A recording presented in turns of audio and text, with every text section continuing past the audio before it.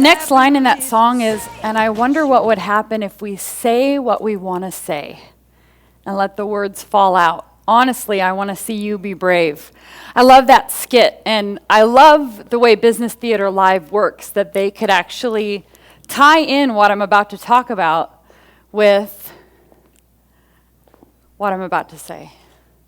So my name's Tracey Warren, and I have said for the last 4 years that what I do is I teach businesses how to use social media.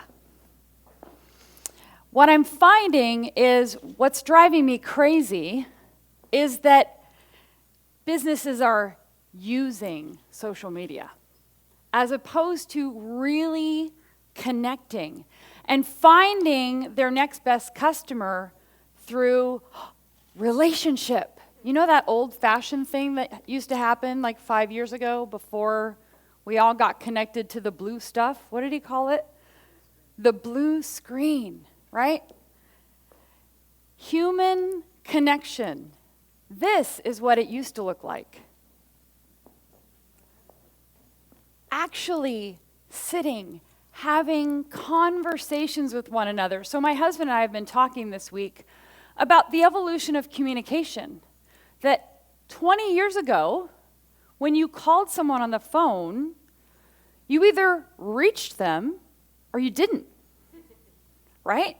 There were no answering machines, no caller ID, none of these tools that have allowed us to become passive-aggressive, dare I say.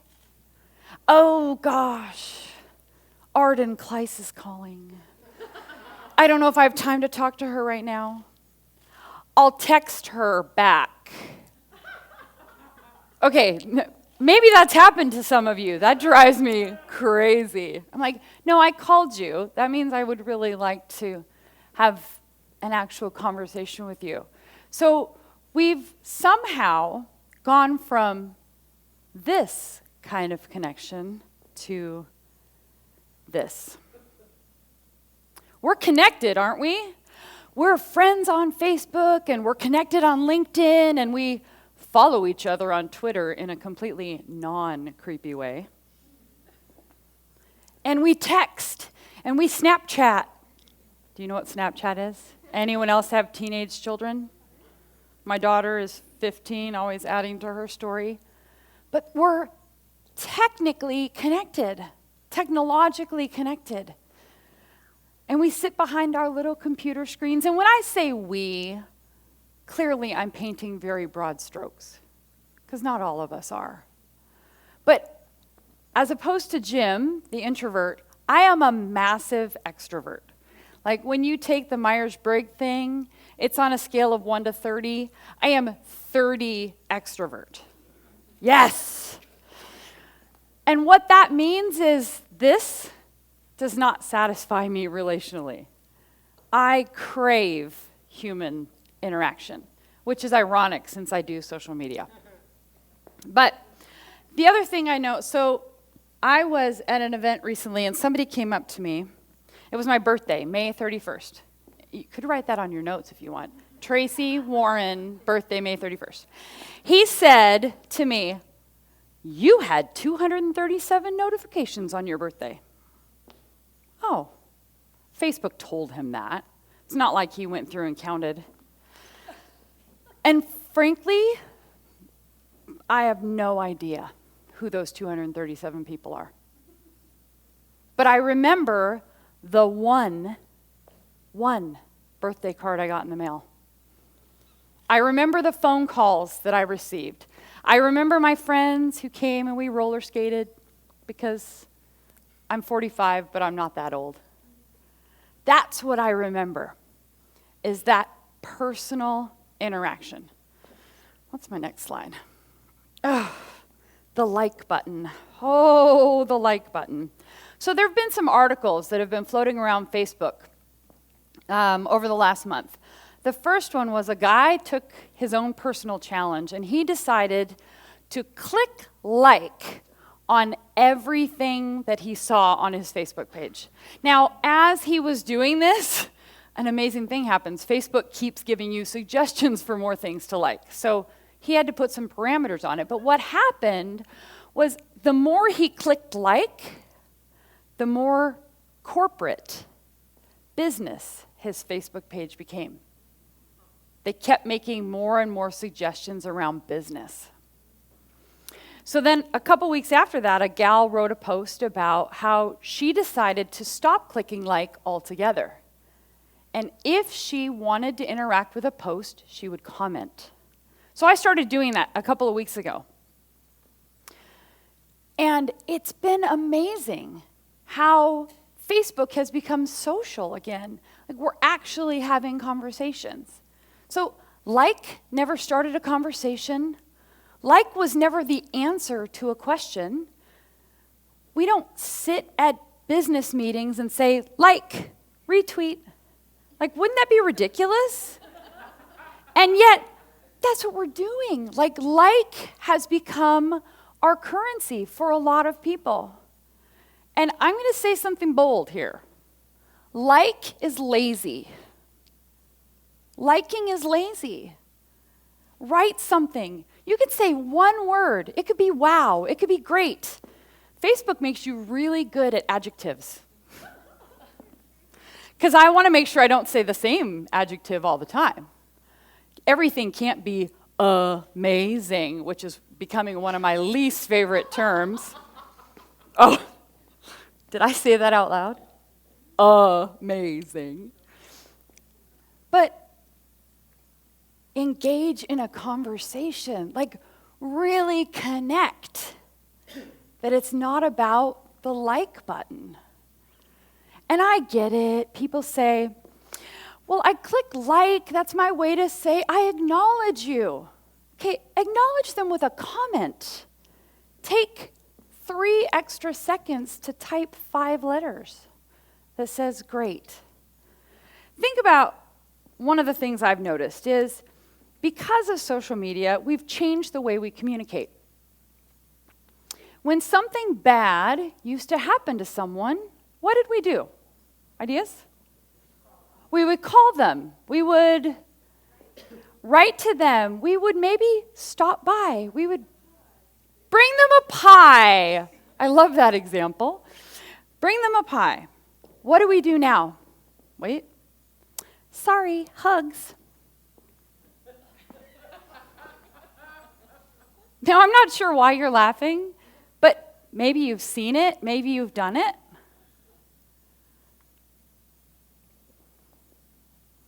So one of the things that I know, as you mentioned earlier, I'm starting a chapter of eWomen Network in Snohomish County. And thankfully, I've been running my business relationship-based since I started. So what has happened is I have people coming out of the woodwork to help. So what I use social media for is developing my tribe. Finding those champions and advocates that are going to support me and who I can in turn support, because it's not all about me, it's about all of us building relationships. That the activity, when we're engaging, Jim's word, when we're engaging online, when we're asking for conversation, when we're inviting, dare I say, conversation on our Facebook pages, on our Twitter feeds, that's how we create these raving fans around, we're creating a community around what we do. And that's powerful stuff. And in fact, one of the most fascinating things that's happening right now is that human connection is becoming more and more positively rewarded. I had a situation recently where 2 phone calls in one day, and I just found this strange. They called, I saw who it was, I answered. Both people, when I answered, said, "Oh, you answered." Phone rings, I answer. Like, isn't that what we do? And yet, many of us don't. I was this example. When did it become acceptable for people to take phone calls during meetings? Oh, wait, this one's really important. I've got to take it. Remember earlier I said that we used to reach people or not? We train the people we work with, right? If you send an email at 9 o'clock at night, now all of a sudden they know that, oh, they're working at 9 o'clock at night. That means I can email them back. But this idea, so one of the things I've noticed for myself is I'm going to buy a watch again. I haven't worn a watch since I started carrying a cell phone because why do I need a watch? I have a cell phone. But what I know is I use my cell phone as a clock at my meetings. So it's always up on the table so that I can push it at any time, see what time it is. Now, that's my innocent way of thinking about the phone being there. But then what happens? Anytime I get any notification, the phone lights up. So I was in a meeting the other day, and the guy I was with, the phone rang, and he said, you can get that if you want. I'm like, no, we're having a meeting. Like, we're talking. It was so amazing. Yesterday I had coffee with a couple of girlfriends, and I left my phone in the bag the whole time. It was so great. I know, Leo, right? I don't have a bag, so I'm like, You don't have a bag. Well, you could. Men always have pockets, right? A lot of women's clothing don't have pockets. I don't know if men know this, but. So really, when you think about, so this quote, I like the first part of this quote. Attention is the most basic form of love. One of the greatest gifts we can give the people that we're with is presence. How often do we go to a business meeting and you see a whole bunch of people like this? I'm like, I'm here to connect. Like IRL in real life. I'm here to connect. You know, talking before, I got to meet the, chiropractic gals and the American family, Mary Kay and, darn it. I was ready to remember your name, Renee. But that gift of attention it's just a simple thing that we can give to one another. And that attention is so much more impactful than it has been in a long time. So I have a challenge for you.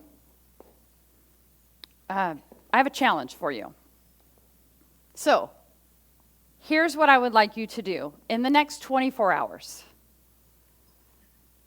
If you take 5 seconds right now, I imagine that there is somebody that comes to mind. Someone that you're thinking about, someone who's maybe having a rough time, because they probably shared about it on Facebook, right? They shared about it. So make a phone call. Send them a real live greeting card in the mail.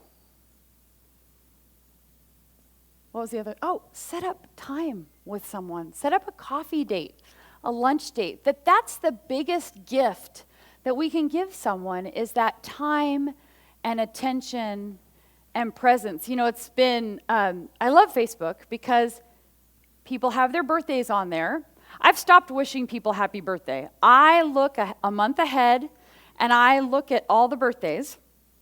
Then I do something radical. I ask them for their home addresses. I ask people for their home addresses, and it's so funny because I will say, hey, I'm updating my records. Can I get your snail mail address? And it's remarkable to me how often people write back with their email address. But if I do it far enough in advance, they have no idea why I'm doing it. And then I sit down and I'll write a bunch of cards and put little Post-its on it to tell me when to mail them. And then they're getting cards from me. In fact, one gal, she said, yeah, you sent me 2 cards. I'm like, oh, oops.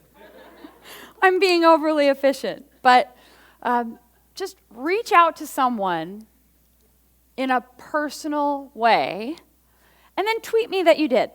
We'll have a little celebration that, okay, I know that's a little counterintuitive, but I love Twitter, and so I use it. So, but that would just be my challenge. I know it takes time to be connected, but the rewards are remarkable. So thank you so much.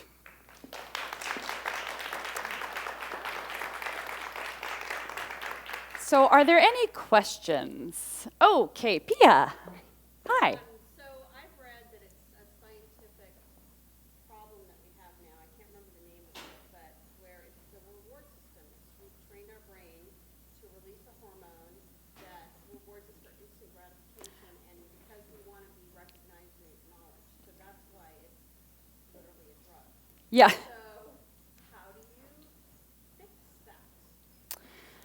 Okay, so she said that there's actually studies that are showing that acknowledgement, the likes, is like a drug. Or notifications, and how do you remedy that? Oh, that's a really hard question. And I think for me, my daughter's 15. She's like, Mom, I got 20 likes on this Instagram post. And frankly, I don't care.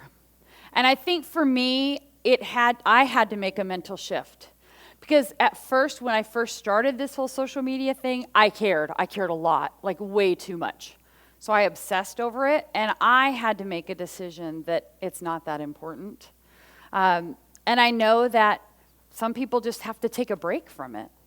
That they derive all their personal gratification or self-worth from likes and comments on Facebook. So I don't know that I'm the right person to answer that, but I know for me it was just about a personal decision that I'm not doing it to get likes. And I know there are people who do. I ran 12 miles today. Tell me how great I am. I said it again out loud, didn't I? Other questions? Thank you for that question. It's an intriguing premise, and I'm not sure. It is a conundrum. Arden? Tracey, of course I agree with everything that you said. But I have a social media question. Okay. Do I have to be on Twitter? So her question was, first of all, she agreed with me 100% wholeheartedly everything I said. That's what I heard her just say. Okay. Do I have to be on Twitter? The only social site I tell people they have to be on is LinkedIn. If you are a professional and you are in business, you should be on LinkedIn. We kind of expect to find you there. If you know that you're not going to spend time on Twitter, then no. I mean, I recommend it. Twitter allows you to connect with some different people in different ways. But if you don't have the time to dedicate there, then, yeah, that would be my answer. Leo. As a follow-up on this, because I do have a Twitter account, but what do you put on Twitter? What do you put on Twitter? That's not a loaded question. I'm just trying to figure out from a professional point of view. So, Earl, you don't mind foregoing your time, right? So I can talk about Leo's answer for the next... In the simplest, so your question was, what do I put on Twitter? And this would go for anything about social media, that you're building your expertise online.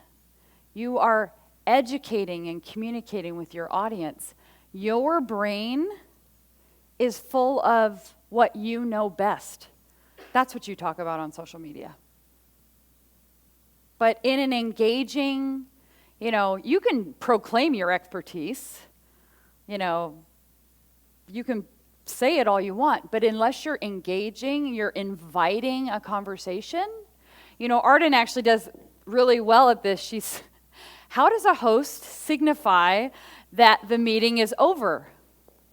I'll come back later and tell you the answer. We're like, wait, what? No, I want to know the answer now. But it gets you paying attention to what she's talking about. So your brain is full of expertise. Share it in a way that's engaging and inviting. I have time for one more question. Yes. Not so much a question, but I would really ask everybody to have a conversation about this within their family and within their business. This is something we're not talking about enough because it's changing the fundamental fabric of how we interact with each other as human beings, and we're not talking about it nearly enough. I'm trying to imagine what I'm going to do the first time I talk to somebody who's wearing a Google Glass. And I've decided I will refuse to have that conversation until they take the glass off. Yeah. So I think we need to start thinking about boundaries that we're willing to set for ourselves. And when we're sitting at the table with somebody who's punching letters into their phone and not engaging with us, increasingly I think I'm just going to get up and walk away. You know, there was an interesting article that a couple months ago about restaurants and how there was a restaurant that was questioning, like they were seeing a lot less clients, a lot less people, and they couldn't figure out why. So they hired a firm to help them evaluate what was happening. And what was happening is people were sitting for longer, but not sitting having conversations. They were sitting for longer because they were taking pictures of their food and then having the waiter take pictures of them and their food, and then the food would get cold, and so they'd send it back to the kitchen, and then they'd bring it back, and they'd take a picture. So they were extending their time taking pictures of stuff rather than engaging one-on-one. So I am actually all out of time, so thank you so much for your great questions, and we'll see you later.